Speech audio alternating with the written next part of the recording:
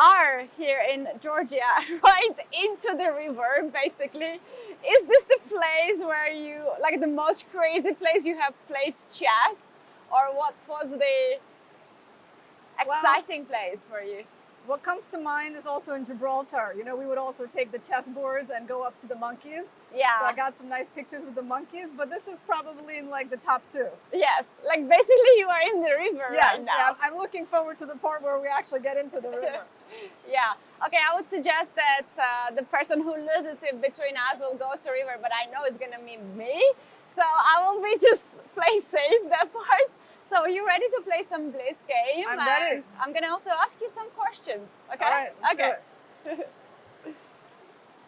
So Irina, I just want to know, as a chess player who has achieved so much, you are a grandmaster, which I think there are only 42 women who ever achieved this title, among thousands, of course, and you are 8 times US champion. And of course with a lot of achievements, but those are, I think, the key achievements of yours. I just want to know, how's your life as a chess player? Oh, well, first of all, there's a drone right there that's kind of distracting, Keti. You know? Okay. So many cameras. Yeah. Well, how's my life as a chess player? It's pretty good. You know, chess has given me a good life. Yeah. I would say nothing to complain about. It's a pretty special life. I get to do what I love. I love all the different parts of chess. Yeah. Like the playing, the teaching, the commentating. Yeah. I used to write about chess as well when people still did that.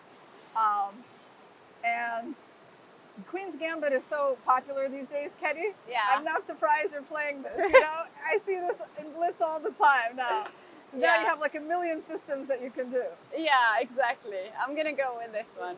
So another thing, because I know you quite some time, we worked also together at a chess tournament. What I really, really appreciate about you is that you're very open to come to these places, to give the interviews and everything. And usually the chess players are very close. They prefer to stay, they prefer to be very much focused. Yeah. Well, it helps when you're no longer in the tournament. Yeah, right? but I think also like you are more open. Is it your character that helped you a lot to achieve this much? Well, I'm pretty open to having some adventures. Yeah. That's true. You know, I'm open to talking to people, making new friends. It has been always like that, or? I think so. I think that's always been like a trait of mine. What is your goal now at this point? I mean, my only goal is just to play chess a bit better. You know what I mean? It sounds like not so ambitious, but it's kind of ambitious. It's not that easy to make, you know, big improvements, you know, when you're not like 15 years old, right? So that is my goal. I do want to play better. I mean, I'm trying. I'm actually, my first goal, if you want to get into the details, is to normalize my sleep schedule. Yeah, very important. This has been like a big challenge for me that I feel like it impacts a lot of my life. Yeah. Right? Because I just don't have any sort of routine or any discipline when it comes to my sleep. And I think it is like kind of impacting me negatively, right? Like I'm not maybe getting as much done as I would if I was getting like good sleep, waking up early. So it's like this basic thing is something I want to fix. Yeah. Right? So 2 days ago, I woke up at 2 p.m. You know, not great, right? I mean, and then the next day I woke up at 12, and then the next day I woke up at 9:30, and today I woke up at 9:30 again. So I'm normalizing it, you know? So for chess players, it's very important to have a schedule and to follow it, right? I don't know. I think everyone, you know, can do things differently. So I think in general it's pretty typical for chess players not really to have a schedule, right? But I feel like for me, where I am, like, so it's more of an individual thing. I feel like everyone can do it differently, but I feel like it's not really helping me to do what I've been doing. Yeah. Right? So I feel like I have to start with just the basic things, and I'll see if I can fix that and maybe, you know, go from there. Yeah. And Irina, these days chess become very young. We have the youngest grandmasters at the age of 12, 13, 14 is already normal thing. And also you have these direct competitors in US, two very young Yeah. very talented players. We have Keti and also Alice Lee and many more. What do you think? Chess does have age, do you think? Oh, chess definitely has age. I mean, you can see that in the careers of most people. Actually, where I am now, I think like, wow, it's amazing that like Victor Korchnoi stayed Yeah. at such a high level for so long because, you know, I'm already seeing like at 40, there's a difference, right? Yeah. And he was like playing at 50, 60, 70s. I mean, it's pretty amazing. Yeah. You know, he's such a unique person in the world of chess. Yeah, I guess I put my king in a not the ideal place. Yeah, I mean, of course, the game is getting younger. You need energy. But for me, I don't really, I mean, yes, there is the element of like competition from younger players, but the main element is like yourself, Yeah. right? Like if you are doing everything the best you can, it's one thing. But when you're not doing the best you can, you really just need to work on that. Yeah. So, I mean, I've said that a lot, right? It's a question of like, it's kind of like you kind of know what you need to do. The question is, can you do it, right? Yeah. And so far, I haven't been able to. So I want to try again and, you know, not give up on that idea. And like to talk a little bit about women chess, as here we are in Batumi for the Women World Cup. What benefit chess gave you in life to be a woman who plays chess? What do you think should be changed for the new generation of the players? Yeah, I think chess offers a pretty unique opportunity for women, Yeah. right? To develop the male side of their nature. Yeah. Right? So it's kind of like I feel like in order to be a good chess player, you got to develop those qualities that we generally consider more masculine, and you become like a very interesting hybrid of man and woman, right? So it's just a unique thing, right? So I'm pretty appreciative of this opportunity to develop this side of me, and I can switch on very easily between these two sides of my nature.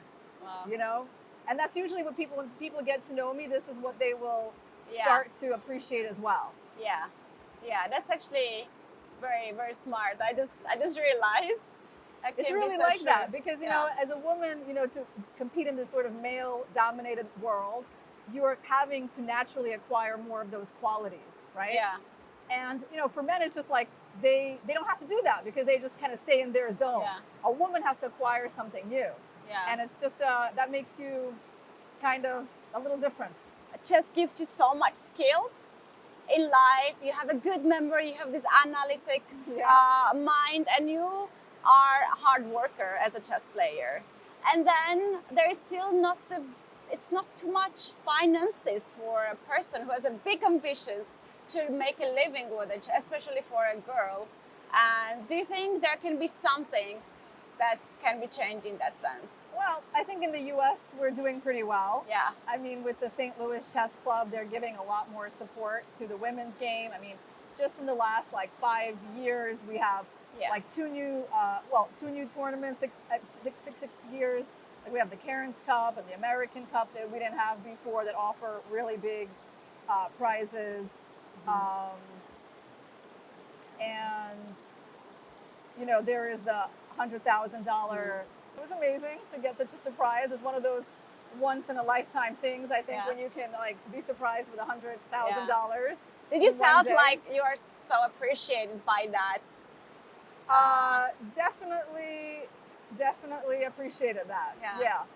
So Gives nice. me a nice cushion, you know. Yes. It's a very generous gift, and it's motivating, I think, for the next generation of girls, and that's the main thing. I think, you know, we need prizes and we need opportunities to play, right? Yeah, and you probably see this happening, right? Yeah. More and more girls probably. Yeah, I mean, I think Carissa's now focusing on her game, and I think it's the conditions in the U.S. that are like motivating that, right? Because if there's just, you know, if there's like one tournament a year, like the U.S. Championship, it's not quite enough, right? Yeah. But with a few tournaments, you could basically make a living out of that. Exactly. So a woman who becomes grandmaster, they can have this prize, right? The Queen's. Yes. The Queen's Cairns Award. Yeah. Oh, that's amazing. That's a fantastic thing in chess. Yeah. Besides chess, what are the interesting things for you? I spend a lot of time on like questions of health, physical fitness. Yes. And that's definitely one, like, not just the action of like, doing stuff, which I also do a lot of, but just learning about it. Yeah. So reading about it, watching podcasts, interested in how to, stay healthy. And yeah, in terms of my physical fitness, like I do Pilates, walking Pilates and hip hop dance. Yeah. These that's so good. We need to see you dancing hip hop. No, you don't. No, it's enough that the mirror in my basement sees me, It's really good to see you dancing. But, and it's funny because like I didn't start out doing like dance for fitness, but I realized along the way that it's like, oh, you need a lot of fitness to do this stuff. Yeah. Right. So it was like also big investments. And I'm very happy because I feel like dance, it gives you a lot, right? It's like for your body, but also for your soul. Yeah. Right. So that's like been a part of my life that I've had now for 2 years almost. Yeah. I'm very happy about that. So what else am I interested in other than those questions? I mean, I would say just learning things in general. I have things that I get really interested in, and I will spend a lot of time like researching that. And that's like, and it can cycle, right? Yeah. Like I will make changes, my interests will change, but yeah, I'm pretty committed to the things I get interested in. How do you find these kind of wild places like we have in Georgia? And if you enjoy your stay here in Georgia? Oh yeah, I love nature. Yeah. I do like the simple life. Like I really feel like all I really need is like an internet connection, and I can just be by myself like anywhere. Yeah. So it's not boring for me to be out in the country, even though I'm like a big city girl. And I just recently spent like some time in Europe actually on a kind of an eco farm, learning like how the food is grown. Oh, wow. And the guy also said that like it's a kind of unusual that someone from the big city has taken to life in this sort of environment so well. But it wasn't unusual for me because I like this kind of stuff. Oh, that's fantastic. Thank you so much, Irina, for first of all to joining us here at the day off in the wild Georgia and to agree to have the interview with us. So wish you all the best in the chess, and I hope that we will see you in other chess events as well. Thank you, Keti. It was a pleasure talking to you as always.